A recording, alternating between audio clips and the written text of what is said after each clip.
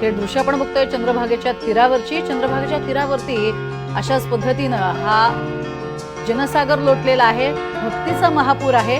आज चंद्रभागा स्नानालाही विशेष महत्त्व आणि त्यामुळेच हे स्नान आटोपून सगळी वारकरी मंडळी, भक्त मंडळी ही दर्शनासाठी जात असतात। केवळ कळस दर्शन घेऊन सुद्धा अनेक मंडळी परतीचा मार्ग स्वीकारतात। पंढरी नगरी सज्ज झालेली आहे। पंढरपुरातील स्वच्छता मोहीम ही गेल्या काही काळापासून, गेल्या काही दिवसांपासून वेग धरून काम करताना पाहायला मिळत होती।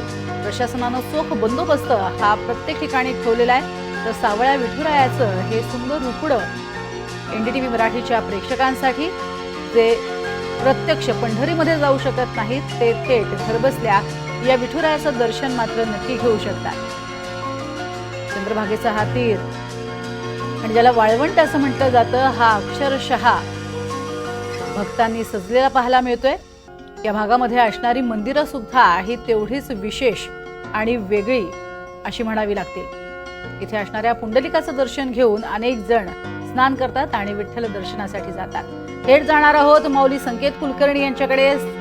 माऊली संकेत, सध्या पूर्ण पंढरपूर नगरी ही विठ्ठलमय झालेली आहे आणि एक वेगळं चैतन्याचं वातावरण, भारलेलं वातावरण पाहायला मिळत असेल।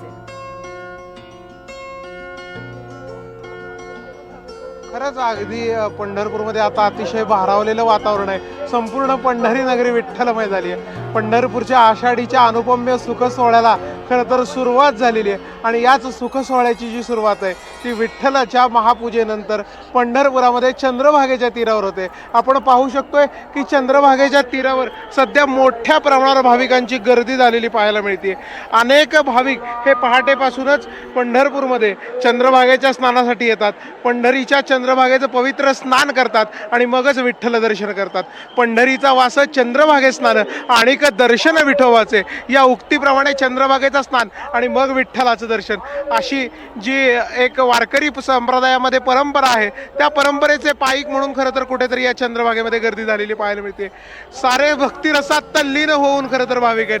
टाळाचा गजर होतोय, मृदुंगाचा गजर होतोय, मोठ्या प्रमाणावर मुखी विठ्ठल विठ्ठल हे नाव घेतलं जाते।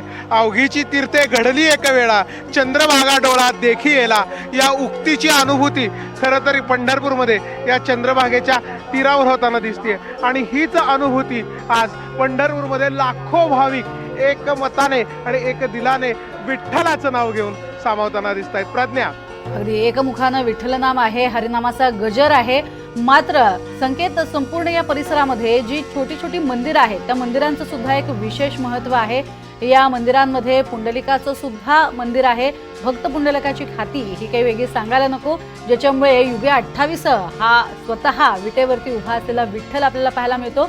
या सगळ्या मंदिरांबद्दल, पुंडलिकाच्या मंदिराबद्दल थोडी माहिती द्या।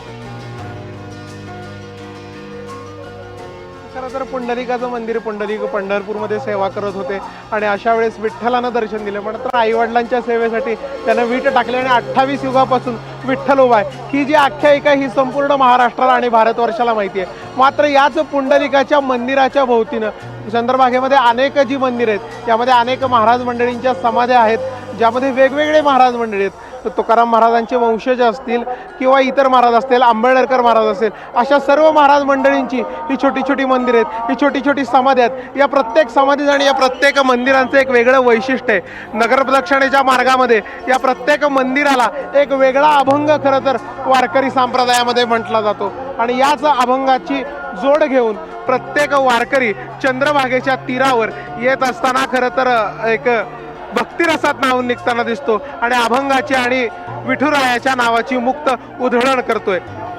प्रज्ञा, नक्कीच। मात्र सध्या आपण बघतोय चंद्रभागेचा तीर हा अक्षरशः भक्तांनी फुलून गेलेला आहे। चंद्रभागेतलं स्नान हे सुद्धा तितकंच महत्त्वाचं आणि तितकंच पवित्र मानलं जातं। चंद्रभागेमध्ये पाणी हे विशेष या काळामध्ये सोडण्यात येतं। चंद्रभागेच्या तीरावरती जमलेली ही अलोट गर्दी आहे आणि केवळ विठुरायाच्या दर्शनासाठी जमलेले हे भाविक आहेत। आणि माऊली संकेत यांच्याकडनं आपण प्रत्येक अपडेट घेत राहणारच आहोत। तुर्तास धन्यवाद या संपूर्ण माहितीसाठी संकेत।